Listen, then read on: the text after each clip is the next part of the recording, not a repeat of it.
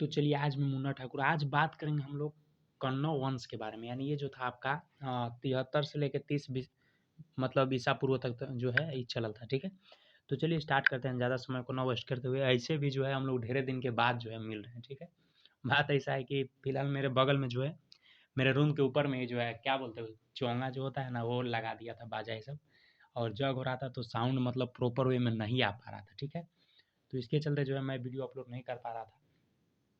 तो अब जो है आपको रेगुलर वीडियो मिलेगा। ठीक है, और चैनल पर नए हो तो चैनल को सब्सक्राइब कर लीजिएगा, क्योंकि अब जब आपको कहिए दें कि हिस्ट्री का फाउंडेशन का मिलेगा बैच पूरा कंप्लीट, तो सब्सक्राइब कर लीजिएगा। वो प्रयास कीजिएगा कि शुरू से लेकर देखते चल जाइएगा। ठीक है, ताकि आपको कहीं भी दिक्कत होगा तो डायरेक्ट कमेंट ओपन ही है, कमेंट में कर दीजिएगा। ठीक है, तो चलिए स्टार्ट करते हैं। ठीक है, बाकी बात बीच बीच में होते रहेगा। कह रहा है कन्नौ वंश। ठीक है, कह रहा है कि इस वंश के जो संस्थापक थे वासुदेव। यहाँ से क्वेश्चन यही इंपॉर्टेंट बनता है कि बताइए कि कन्नौ वंश का जो है संस्थापक कौन था। तो बताएंगे वासुदेव। बता दीजिएगा, पूछ देगा कि वासुदेव थे कौन सा वंश के संस्थापक।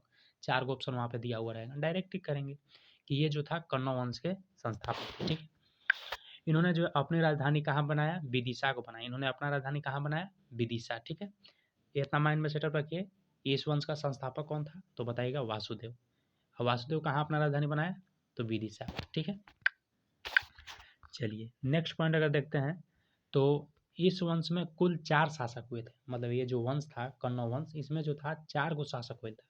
कौन कौन शासक था, तो पहला तो पता चल गया वासुदेव, दूसरा था भूमिपुत्र, तीसरा था त्रायन, और चौथा था सुशर्मा। लास्ट मतलब विकेट यही था, मतलब अंतिम जो शासक था सुशर्मा ही था। और शुरू वाला कौन था, तो वासुदेव। ठीक है, तो अगला क्वेश्चन पूछता है कि इस वंश का दूसरा जो है, दूसरा मतलब नाम क्या था, इस वंश का दूसरा नाम क्या था। तो बताएंगे कन्वा यांग था। क्या था, कन्वा यांग। ये जो था इस वंश का शासक, मतलब दूसरा मतलब नाम था वंश का।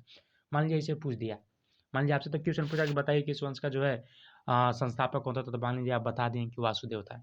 लेकिन पूछ दिया इस वंश का जो है दूसरा नाम क्या था, तो बताइएगा कन्वा यांग। ठीक है, बता दीजिएगा। चलिए नेक्स्ट क्वेश्चन बनता है कि यह जो है वंश जो है 43 वर्षों तक जो है मतलब शासन किया। जो आपका कन्नौ वंश था वो कितने वर्षों तक शासन किया, तो 43 वर्ष, यानी 43 ईयर्स कर सकते हैं, मतलब 43 वर्ष तक जो है ये शासन किया था। कौन, कन्नौ वंश। पता चल गया, याद रखिएगा। नेक्स्ट क्वेश्चन कि कन्नौ राजा को जो है पुराणों में शुंग मित्र के नाम से पुकारा जाता है। जो कन्नौ के जो राजा ये सब होता था, जो मेन होता था ना, उस सबको क्या किया जाता था कि शुंग मित्र के नाम से जो है मतलब जाना जाता था। पिछल का हम लोग नहीं पढ़े थे, शुंग मित्र जिसका मेन संस्थापक था पुष्प, पुष्यमित्र शुंग था ये सब। ठीक है, और वो अपन राजधानी कहाँ बनले था, तो पाटलिपुत्र बनाया था। फिर मतलब जो दूसरा राजधानी था विदिशा बनाया, फिर विदिशा का जो है नाम मतलब बेसनगर ये सब कर दिया था, जो एमपी इस समय था। अगर पिछल का लेक्चर नहीं देखे होंगे तो प्रयास कीजिएगा उसको भी देख लेने के लिए। ठीक है, ताकि मान लीजिए पीछे वाला भी कंप्लीट होते रहेगा और आगे तो मान लीजिए चल ही रहा है। ठीक है, टाइम निकाल करके उसको भी देख लीजिएगा। तो पता चल गया कि जो कन्नौ के जो राजा थे उसको पुराणों में क्या कहते थे, तो शुंग मित्र के नाम से जाना जाता था। ठीक है, कन्नौ साम्राज्य पर जो पहला आक्रमण जो है आक्रमण आक्रमण आक्रमण शाक का जो है हुआ। कह रहा है कि जो कन्नौ साम्राज्य का जो पहला आक्रमण हुआ, किसका हुआ, तो शक का हुआ। किसका हुआ, शक का। मतलब कन्नौ वंश पर जो पहला आक्रमण किसका हुआ, तो शक का। ठीक है, शक वंश का। तो देखते हैं कि ये जो है, ये मतलब ये ब्राह्मण जाति के थे। जो शक जो थे कौन सा जाति के थे, तो ब्राह्मण जाति के थे। ठीक है, इस वंश में जो है सर्वाधिक समय तक जो है शासन करने वाला शासक भूमिपुत्र था।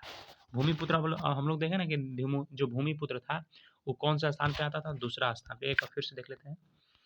यहाँ देखिए जो भूमिपुत्र जो था ना दूसरा स्थान पे, यहाँ पे देख रहे हैं ना भूमिपुत्र, ये जो था मतलब ये सबसे ज्यादा मतलब शासन किया था। ठीक है, सर्वाधिक शासन मतलब किया था, 14 वर्ष तक मतलब शासन किया था। ठीक है, अगला पॉइंट देखते हैं। 1 मिनट, थोड़ा सा जूम करते हैं। सातवाहन वंश नेक्स्ट लेक्चर में आएगा। कैसे ये थोड़ा छोटा ही टॉपिक था, इसीलिए इसको आज यहीं पे खत्म करेंगे।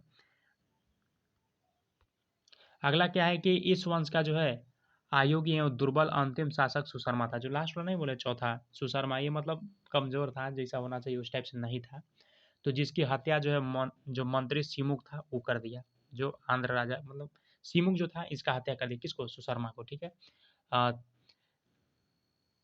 उसके बाद कर दिया, उसके बाद कह रहा है कि इसके स्थान पर जो है सातवाहन वंश का जो है स्थापना हो गया। मतलब 30 ईसा पूर्व में जो था, मतलब ये हत्या कर दिया था किसको, सिमुक को। और उसके बाद क्या हुआ कि सातवाहन वंश का जो है स्थापना हो गया। तो यहाँ से क्वेश्चन पूछेगा नहीं, लेकिन बना सकते हैं क्वेश्चन कैसे बनेगा। जो लास्ट शासक था कौन, सुशर्मा, तो सुशर्मा को हत्या कौन किया, सिमुक कब किया था, 300 ईसा पूर्व में किया था। उसके बाद कौन आया था, सातवाहन वंश आया। ठीक है, तो फाइनली जो था हम लोग डिस्कस कर लिए। हमको लगता है 5 मिनट नहीं हुआ, 5 मिनट हो गया। तो अगला जो नेक्चर रहेगा सातवाहन वंश के जो बारे में रहेगा। ठीक है, तो अगर मैं आपसे एक बार फिर करना चाहता हूँ, अगर चैनल पर नहीं हो तो चैनल को सब्सक्राइब कर लीजिएगा। ठीक है, मिलते हैं एक फ्रेश वीडियो में, और प्रयास करते हैं कि जो प्रीवियस ईयर का है एसएससी में जो पूछा हुआ क्वेश्चन, उसको जो है 10 मिनट शो में ला लेते तो बहुत बेस्ट रहता है। ठीक है, चलिए, थैंक यू सो मच।